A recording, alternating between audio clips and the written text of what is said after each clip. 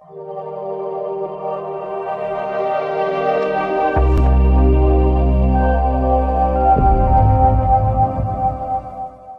தி Lord.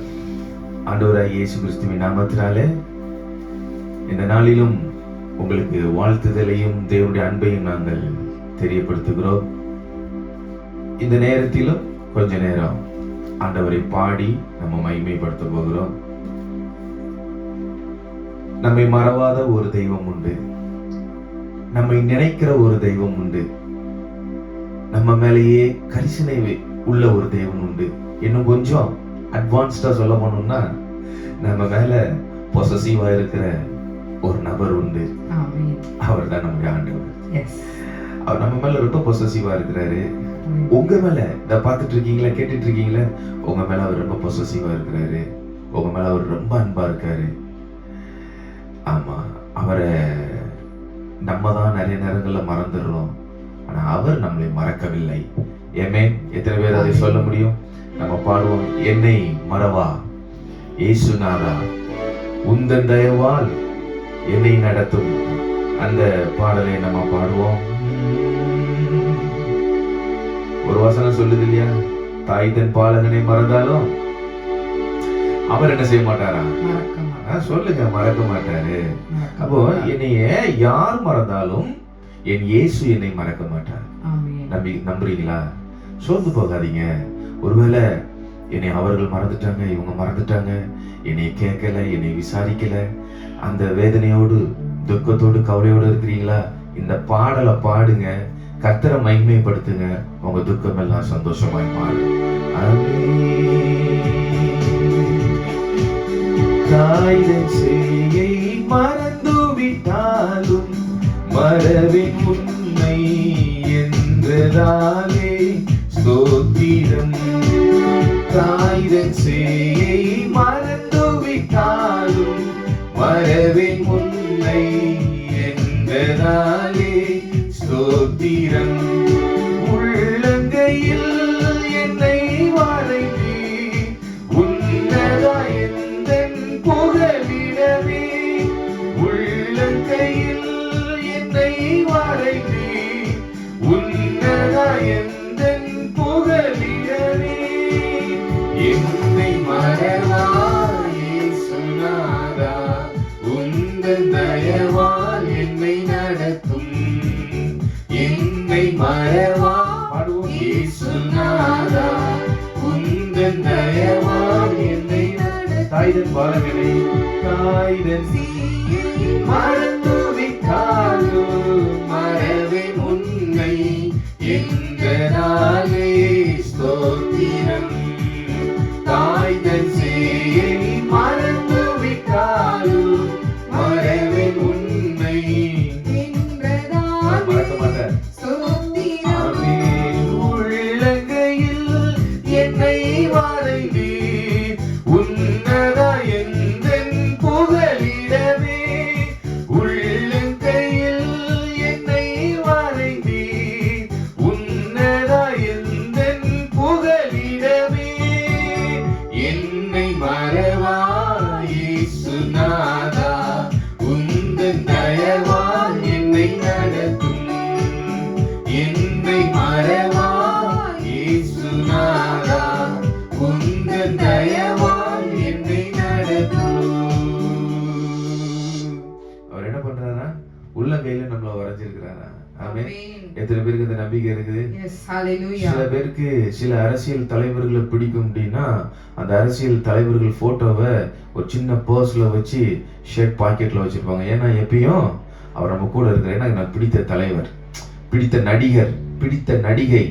சில பேர் தாய் அல்லது தகப்பன, சிலது அந்த மறைந்து போன தாய் தகப்பன், அல்லது இப்போ வாழ்ந்து கொண்டிருக்கிற தாய் தகப்பன், அல்லது பிடித்தவர்கள், காதலனா இருக்கலாம், காதலியா இருக்கலாம், அல்லது பிள்ளைகளா இருக்கலாம். அவருடைய போட்டோ, சின்ன போட்டோவை கையில் வச்சுட்டு எதுக்கு வச்சிருக்காங்கன்னா அடிக்கடி என்ன செய்யணுமா?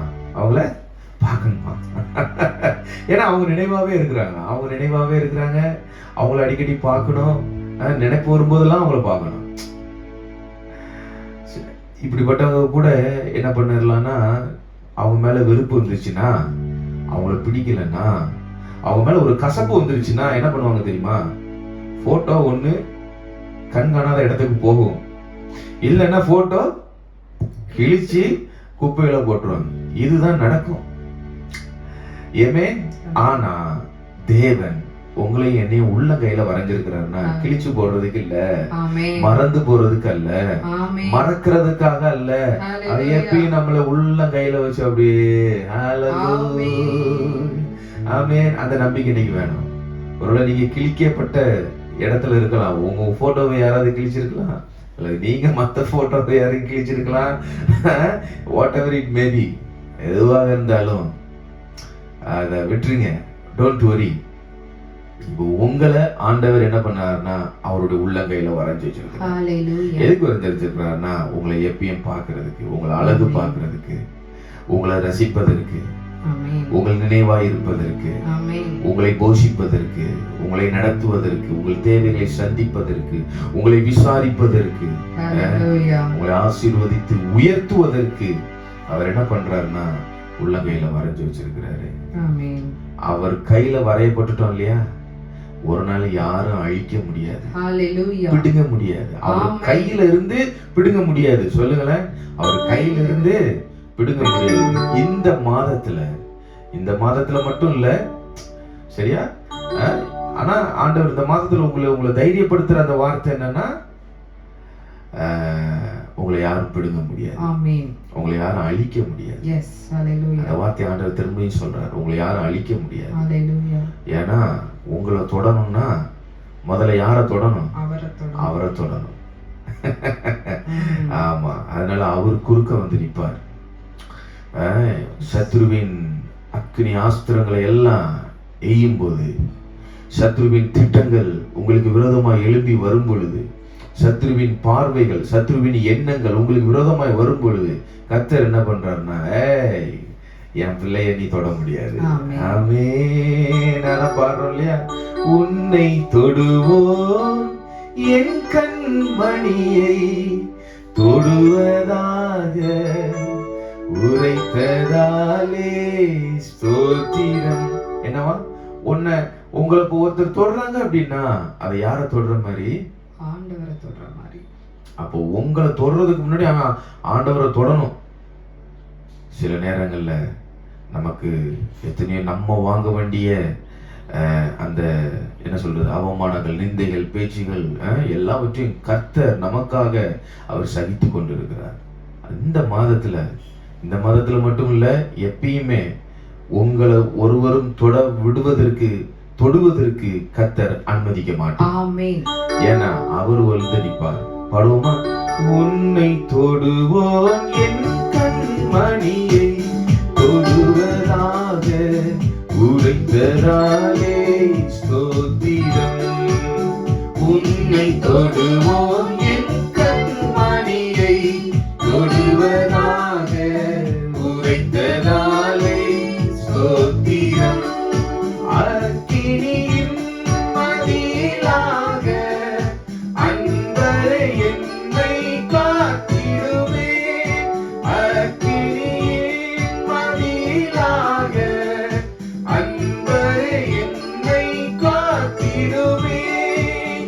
என்னை மறவாயே சுனாதா, உந்தன் தயவால் என்னை நடத்தும்.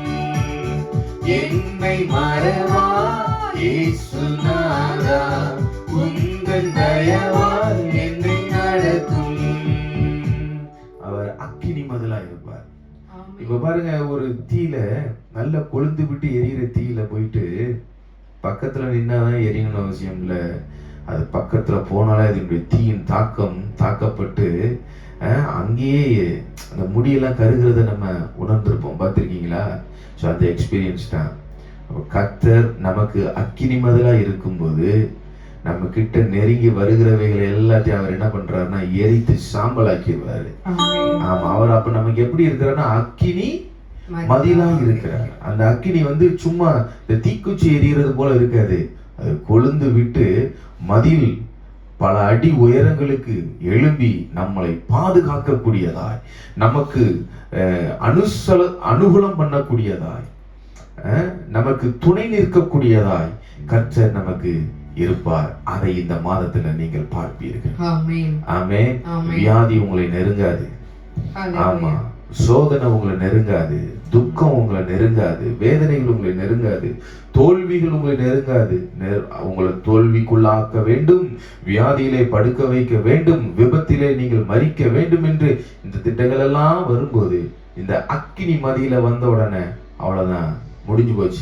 அது பஸ்பமாயிரும். கர்த்தர் உங்களை வாழ வைப்பார். ஏன் வாழ வைக்கிறார்னா, அவருடைய திட்டத்தையும் சித்தத்தையும் செய்து முடிக்க வேண்டும். ஆமென். முடிக்கிற வரைக்கும் நம்ம மேல யாரும் கை வைக்க முடியவே முடியாது. ஏன்னா அவர் நம்மள உள்ள கையில வரைஞ்சிருக்கிறார். அல்லேலூயா. உன்னை தொடுவோன் என் கண்மணியை தொடுவதாக உரைத்ததாலே ஸ்தோத்திரம். உன்னை தொடுவோன் என் கண்மணியை தொடுவதாக உரைத்த